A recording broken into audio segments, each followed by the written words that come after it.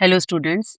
आज हम अकाउंटेंसी का 11th क्लास का फर्स्ट चैप्टर स्टार्ट कर रहे हैं, जिसमें सबसे पहला टॉपिक है डेफिनेशन ऑफ अकाउंटिंग। अब देखो अकाउंटिंग क्या है। जब भी हम अकाउंटिंग वर्ड सुनते हैं तो हमारे माइंड में क्या आता है कि कुछ कोई डाटा है और बहुत ही सिस्टमेटिक वे से बनाया हुआ है।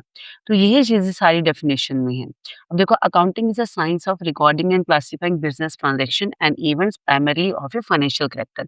तो अकाउंटिंग को साइंस क्यों कहा है? क्योंकि जिस तरह से साइंस के कुछ रूल्स और प्रिंसिपल्स होते हैं, उसी तरह अकाउंटिंग में भी कुछ रूल्स और प्रिंसिपल्स को फॉलो किया जाता है। जब हम बिजनेस ट्रांजेक्शन को, बिज़नेस जो लेन-देन करती है, उसको हम रिकॉर्ड करते हैं और क्लासिफाई करते हैं। और वो जो बिज़नेस ट्रांज़ैक्शन है, वो फाइनेंशियल नेचर की होनी चाहिए, मतलब पैसे में, मनी टर्म में मेज़र की जा सके। And the art of making significant summarise analysis and interpretation of those transaction and events. अब इसे आर्ट क्यों कहा है? अब आर्ट का मतलब क्या होता है? स्किल।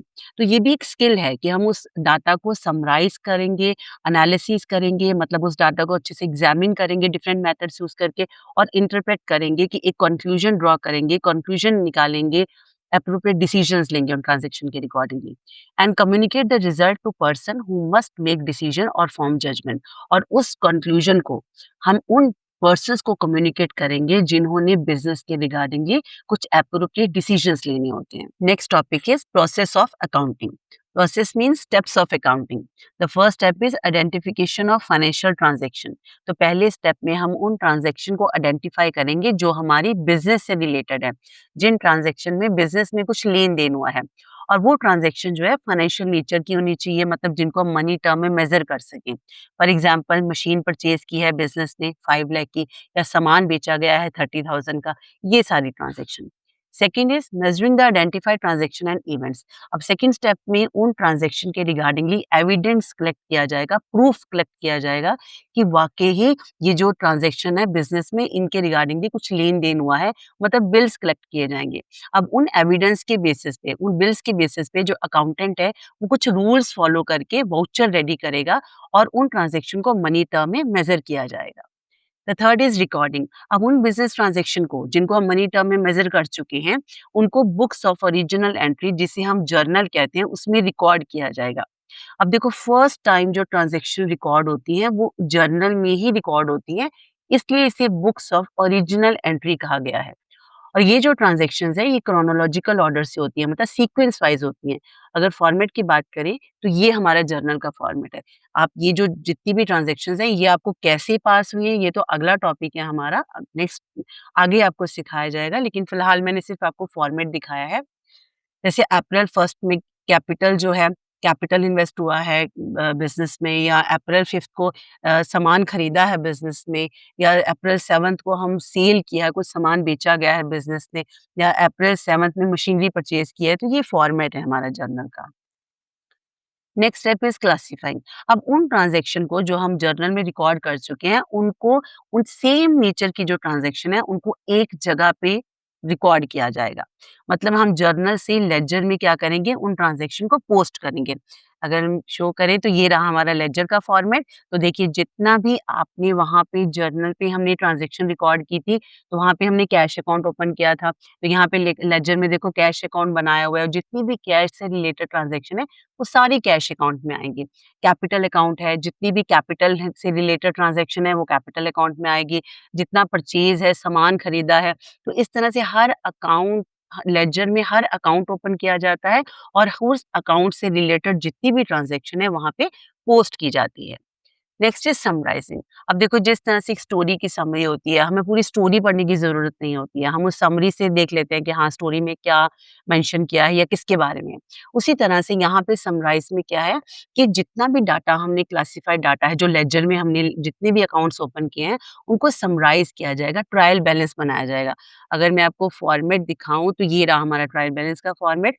अब देखो लेडजर में हमने कितने अकाउंट ओपन किए थे? कैश था, कैपिटल था, परचेज़, सेल, मशीनरी।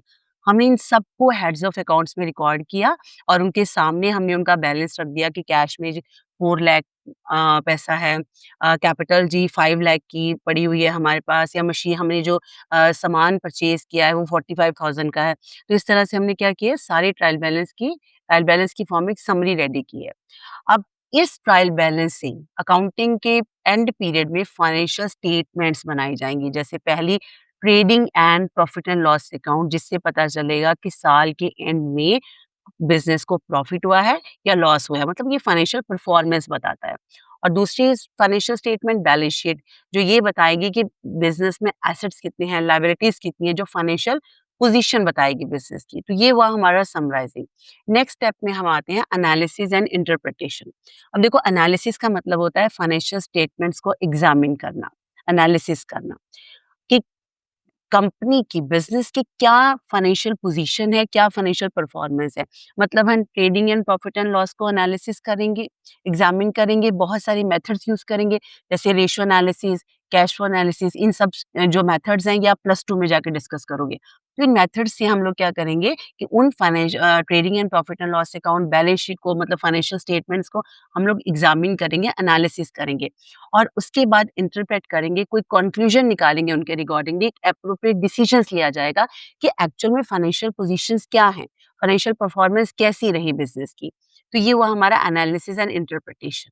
और उन कंक्लूजन को हम लोग कम्युनिकेट करेंगे उन यूज़र्स को जिन्होंने कुछ एप्रोप्रिएट डिसीजंस लेने हैं बिज़नेस के रिगार्डिंगली। जैसे बैंक्स हो गए, अब उन्होंने डिसीजन लेने हैं कि लोन बिज़नेस को दें कि ना दें। तो ये किस पे डिपेंड करता है? ये हमारा फाइनेंशियल परफॉर्मेंस पे डिपेंड करता है कि कितना प्रॉफिट कमा रहा है, या हम बैलेंस शीट चेक करेगा बैंक, क्या ये जो हमारा जो लोन है वो सिक्योर है, या टाइमली इंटरेस्ट पे कर रहा है बिज़नेस। ये सारी इन्फॉर्मेशन कहाँ से मिलेगी? फाइनेंशियल स्टेटमेंट से मिलेगी। अब क्रेडिटर्स हैं, उन्होंने क्रेडिट सप्लाई करें, उधार दें या ना दें बिज़नेस को। पर्सन जिन्होंने बिज़नेस में इन्वेस्ट करना है। तो ये जो सारे आउटसाइडर्स होते हैं, इनको रिज़ल्ट कम्युनिकेट किया जाता है कि जिन्होंने बिज़नेस के रिगार्डिंगली एप्रोप्रिएट डिसीजंस लेने हैं।